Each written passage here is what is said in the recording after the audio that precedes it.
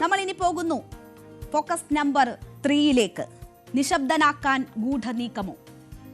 നമുക്കറിയാം, ധർമ്മസ്ഥലയിൽ വലിയ രീതിയിലുള്ള ആശങ്ക ഉയർന്ന സ്ഥലമാണ്. അവിടെ ദുരൂഹമായ ഒരുപാട് മരണങ്ങൾ സംഭവിച്ചു എന്ന കാര്യം ഒരു വെളിപ്പെടുത്തലോടുകൂടി പുറത്തു വന്നിരുന്നു. അതിനെ തുടർന്ന് അവിടെ ഇപ്പോൾ SITയുടെ നേതൃത്വത്തിൽ തെരച്ചിൽ നടക്കുകയാണ്. SIT ഈ വിഷയം ഏറ്റെടുത്ത് മുന്നോട്ട് പോകുമ്പോൾ അവിടെ ആളുകൾ, ഇരകളാക്കപ്പെട്ടവരുടെ ബന്ധുക്കൾ ഉൾപ്പെടെ SITയുടെ പ്രവർത്തനത്തിൽ ആദ്യം ഏറ്റവും നല്ല രീതിയിലുള്ള സഹകരണം ആണ് അവരുടെ ഭാഗത്തു നിന്നും ഉള്ളത് എന്ന് പറഞ്ഞവരാണ്. പക്ഷേ ഇപ്പോൾ ചില പ്രശ്നങ്ങൾ അവിടുത്തെ തെരച്ചിലുമായി ബന്ധപ്പെട്ട് ഉണ്ടായിരിക്കുകയാണ്. SITയിലെ ഒരു ഉദ്യോഗസ്ഥൻ ഈ തുറന്നു പറഞ്ഞ ശുചീകരണ തൊഴിലാളിയെ ഭീഷണിപ്പെടുത്തി എന്ന തരത്തിലുള്ള വിവരങ്ങളാണ് വരുന്നത്. അത് വലിയ ആശങ്കയ്ക്ക് ഇടയാക്കിയിരിക്കുകയാണ്. അന്വേഷണ സംഘത്തിൽ നിന്ന് തന്നെ ഈ തുറന്നു പറച്ചിൽ നടത്തിയ വ്യക്തിക്ക് ഭീഷണി നേരിടേണ്ടി വരുന്ന സാഹചര്യം ഭീതിതമാണ്. പ്രത്യേക അന്വേഷണ സംഘത്തിലെ പോലീസ് ഉദ്യോഗസ്ഥനായ മഞ്ജുനാഥ ഗൌഡ സാക്ഷിയെ ഭീഷണിപ്പെടുത്തി എന്നതാണ് വരുന്ന വിവരം. അങ്ങനെ ഭീഷണിപ്പെടുത്തി വീഡിയോ ചിത്രീകരിച്ചതായി പരാതി ഉയരുന്നു. സാക്ഷിയുടെ അഭിഭാഷകൻ തന്നെയാണ് ഈ വിവരം പുറത്തുവിട്ടിരിക്കുന്നത്. SIT ഉദ്യോഗസ്ഥനെതിരെ ഗുരുതര ആരോപണങ്ങളാണ് ഇവർ ഉന്നയിക്കുന്നത്.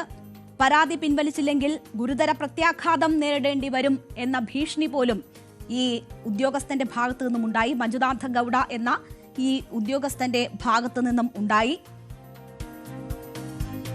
തെളിവെടുപ്പിന് ശേഷം SIT ക്യാമ്പിലെ അടച്ചിട്ട മുറിയിൽ എത്തിക്കുകയും ബാഹ്യപ്രേരണയിൽ മൊഴി നൽകാൻ മഞ്ജുനാഥ് ആവശ്യപ്പെടുകയും ചെയ്യുകയായിരുന്നു. ഇതിനുശേഷം സാക്ഷിയുടെ വീഡിയോ ചിത്രീകരിച്ചതായും അഭിഭാഷകൻ വെളിപ്പെടുത്തുകയായിരുന്നു.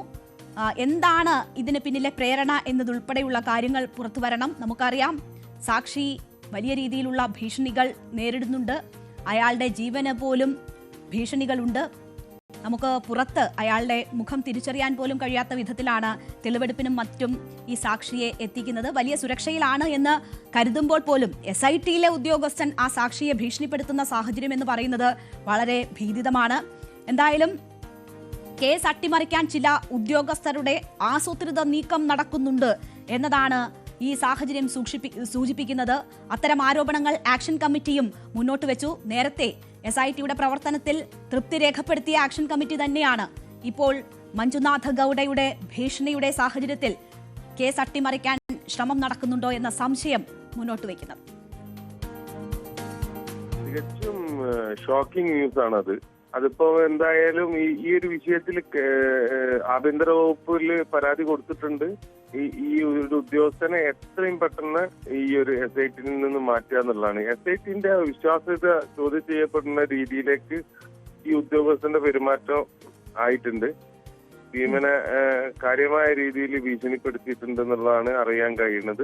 ഏതായാലും ഈ ഒരു വിഷയത്തിൽ ഇനി ആ ഒരു ഉദ്യോഗസ്ഥനെ SITയിൽ ഇനി ഉണ്ടാവുമ്പോൾ അത് നമ്മളെ SITന്റെ തന്നെ ഒരു വിശ്വാസ്യതയ്ക്ക് ഒരു കളങ്കാണത്. SITന്റെ പോക്ക് വളരെ വൃത്തിയായിട്ട് കൃത്യമായിട്ട് പോയി കൊണ്ടിരിക്കുകയാണ്. SIT എന്ന് പറയുന്നത് വെറും ഒരു ഉദ്യോഗസ്ഥനിൽ ഡിപ്പെൻഡ് ചെയ്ത് പോകുന്ന വിഷയമല്ല. എന്നിരുന്നാലും ഈ ഒരു ഉദ്യോഗസ്ഥന് SITയിൽ എടുക്കുന്ന 20 പേരുണ്ടെങ്കിൽ ആ 20 പേരും ഒരു ക്ലീൻ റെക്കോർഡുള്ളവരായിരിക്കണം എന്നുള്ളതാണല്ലോ. എന്തായാലും ഇപ്പോൾ ഭീഷണിപ്പെടുത്താനുള്ള നീക്കങ്ങൾ വരുമ്പോൾ ആക്ഷൻ കമ്മിറ്റിക്കും അത് വളരെ ഗൗരവത്തോടു കൂടി കാണേണ്ടി വരുന്നു. കാരണം ഉദ്യോഗസ്ഥരുടെ തലങ്ങളിൽ നിന്ന് തന്നെ ഭീഷണി ഉയരുന്നത് അത്രമാത്രം ആശങ്കാജനകമാണ്. എന്തായാലും ഇന്നും ഈ 5ാം ദിവസവും തെരച്ചിൽ അവിടെ പുരോഗമിച്ചുകൊണ്ടിരിക്കുകയാണ്. 9 മുതൽ 12 വരെയുള്ള പോയിന്റുകളിലാണ് ഈ 5ാം ദിവസം പരിശോധന നടക്കുന്നത്. മഞ്ജുനാഥ ഗൌഡ ആരോപണ വിധേയനായതോടുകൂടി തന്നെ മഞ്ജുനാഥ ഗൌഡയെ ഈ ടീമിൽ നിന്ന് ഒഴിവാക്കിയാണ് ഇന്ന് SIT സംഘം ഈ തെരച്ചിലിൽ പങ്കെടുക്കുന്നത്. മഞ്ജുനാഥ ഗൌഡയെ തെരച്ചിൽ സംഘത്തിൽ നിന്ന് ഒഴിവാക്കിയിരിക്കുന്നു.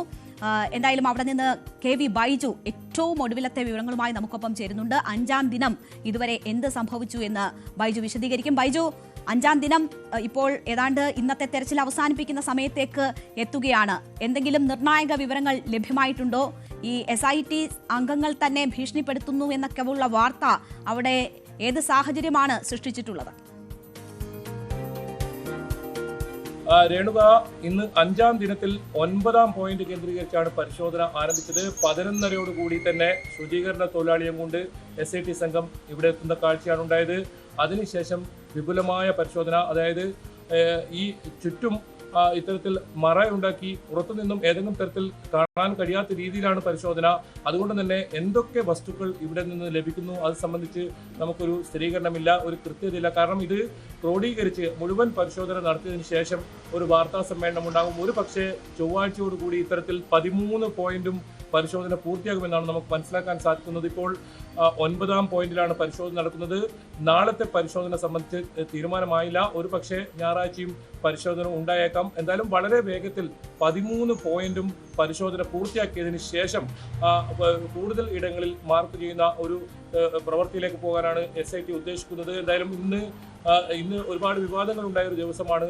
അതുകൊണ്ട് തന്നെ ഇന്നത്തെ തെരച്ചിൽ ഉണ്ടാകുമോ എന്ന സംശയമൊക്കെ ഉണ്ടായിരുന്നു. പക്ഷേ അത് ചർച്ചയിലൂടെ പരിഹരിച്ചതിന് ശേഷം ഒരു പരിശോധനയ്ക്ക് എത്തുന്ന സാഹചര്യമാണ് ഉണ്ടായത്. ഇന്നും കനത്ത സുരക്ഷാ സംവിധാനങ്ങളോടുകൂടി തന്നെയാണ് ശുചീകരണ തൊഴിലാളിയെ ഇവിടെ എത്തിച്ചത്. അതോടൊപ്പം ശുചീകരണ തൊഴിലാളി ചൂണ്ടിക്കാട്ടിയ ഇടം അത് വിശദമായി പരിശോധിച്ചിരിക്കുന്നു. എന്തായാലും 6ാം പോയിന്റ് നമുക്ക് കൃത്യമായി കാണാൻ സാധിക്കുന്നുണ്ടായിരുന്നു എന്തൊക്കെ അവിടെ പ്രവർത്തികൾ നടക്കുന്നുണ്ട്. പക്ഷേ അതിനുശേഷം ഇതിന് ചുറ്റും ഇത്തരത്തിൽ മറച്ചു വെച്ചാണ് ഇപ്പോൾ പരിശോധന നടക്കുന്നത്. JCB ഉപയോഗിച്ച് പരിശോധന നടക്കുന്നു. വളരെ വേഗത്തിൽ ഈ പരിശോധന 13 പോയിന്റും പൂർത്തിയാക്കാനാണ് SIT ഉദ്ദേശിക്കുന്നത്. അതായത് 500 മീറ്റർ മാത്രം വ്യത്യാസത്തിലാണ് ഇനി 12 പോയിന്റുകളും ഉള്ളത്.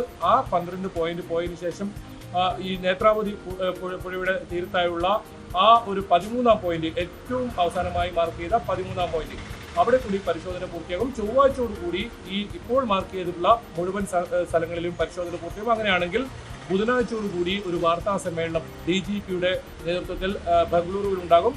ആ വാർത്താ സമ്മേളനമായിരിക്കും ഇതിൽ വിശദമായ കാര്യങ്ങൾ, SIT പരിശോധനയുമായി ബന്ധപ്പെട്ട വിശദമായ കാര്യങ്ങൾ വ്യക്തമാക്കുക. എന്തായാലും KV ബൈജു നൽകുന്ന വിവരം അനുസരിച്ച് ബുധനാഴ്ച ഒരു നിർണായക വിവരമാകും. അതുവരെ നടന്ന തെരച്ചിലിന്റെ ഒരു ആകെത്തുക എന്താണ് എന്ന് SIT തന്നെ വിശദീകരിക്കുന്നത് നന്നായിരിക്കും എന്നതാണ് അറിയുന്നത്. എന്തായാലും SITയിൽ നിന്ന് തന്നെ സാക്ഷിക്ക് ഭീഷണി നേരിടേണ്ടി വരുന്നു എന്നത് ഗൗരവതരമായ വിഷയമാണ്. നേരത്തെ അഭിഭാഷകന്റെ പ്രതികരണം കാണാൻ കഴിഞ്ഞില്ല. അഭിഭാഷകന്റെ പ്രതികരണം ഒന്ന് കാണാം. ഇപ്പം ഞാനും BLR ന്യൂസിനകത്ത് കണ്ട് ഇപ്പം ന്യൂസ് ഞാനും നോക്കി. അന്നേരം ആൾക്കാരെല്ലാം വിളിച്ചു ചോദിച്ചിട്ടുണ്ടായിരുന്നു സംഭവം എന്താന്ന് വേണ്ടി. ഇത്ര നാളെ SITന് വേണ്ടി വിശ്വാസമായിരുന്നു. അന്ന് SITന്റെ മേലാധികാരി മേളിൽ വിശ്വാസം. അന്നേരം ഇതിൻ്റെ ഇടയിൽ ഈ സെൻട്രിൽ കൊണ്ടുവന്ന ഒരു മനുഷ്യന് മേലെ വിശ്വാസമില്ല. ഇവൻ ആദ്യം തുടങ്ങിയിട്ട് ഇങ്ങനെയാണെന്ന് തോന്നുന്നത് എനിക്ക് തോന്നുന്നു. ഇവൻ്റെ എന്താ പറഞ്ഞാൽ ഇവൻ ജോലി ചെയ്ത സ്ഥലത്തെല്ലാം എൻക്വയറി ചെയ്യുമ്പോഴും ഈ മഞ്ജുനാഥ് എന്ന് പറഞ്ഞൊരു സംഭവം, ഒരു സർക്കിൾ ഇൻസ്പെക്ടർ, ഈ ഭീമൻ എന്ന് പറഞ്ഞ ഈ ഭീമനെ പേടിപ്പിക്കുക എന്ന് പറഞ്ഞാൽ നീ പെർമനന്റ് ജയിലിൽ തന്നെ പോവും, നീ ഇവിടെ നിൽക്കുകയല്ല, നീ കേസിനകത്ത് പിന്മാറണമെന്നൊന്ന്.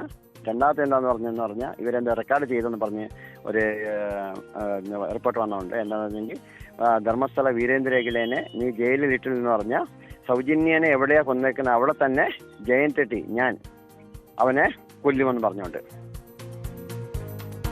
ശരി, എന്തായാലും ഭീഷണികൾ തുടരുകയാണ്. അതേസമയം തന്നെ ധർമ്മസ്ഥല ട്രസ്റ്റുമായി ബന്ധപ്പെട്ടുള്ള വാർത്തകൾ കൊടുക്കുന്നതിന് മാധ്യമങ്ങൾക്ക് നിയന്ത്രണമുണ്ടായിരുന്നു, സ്റ്റേ ഉണ്ടായിരുന്നു. അതുമായി ബന്ധപ്പെട്ട കാര്യം ഹൈക്കോടതിയിൽ എത്തിയപ്പോൾ മാധ്യമങ്ങൾക്ക് അനുകൂലമായ നിലപാടാണ് സ്വീകരിച്ചിരിക്കുന്നത്. ആ റിപ്പോർട്ടിങ്ങിനുള്ള സ്റ്റേ തൽക്കാലം റദ്ദാക്കിയിരിക്കുകയാണ് ഹൈക്കോടതി ചെയ്തിരിക്കുന്നത്. അതോടൊപ്പം തന്നെ പക്ഷേ ഇപ്പോൾ തെരച്ചിൽ നടക്കുന്ന ഭാഗത്ത് മാധ്യമങ്ങളെ കാണാൻ കഴിയാത്ത തരത്തിൽ മറച്ചുകൊണ്ടുള്ള പരിശോധനകളാണ് ഇപ്പോൾ നടക്കുന്നത്. അതുകൊണ്ട് തന്നെ SIT പറയുമ്പോൾ മാത്രമേ അവിടെ നടക്കുന്ന തെരച്ചിലിന്റെ കൂടുതൽ വിവരങ്ങൾ മാധ്യമങ്ങൾക്ക് ലഭിക്കുകയുള്ളൂ എന്നൊരു സാഹചര്യം സൃഷ്ടിക്കപ്പെട്ടിരിക്കുന്നു. എന്തായാലും KV ബൈജു ധർമ്മസ്ഥലയിൽ തന്നെ തുടരുകയാണ്.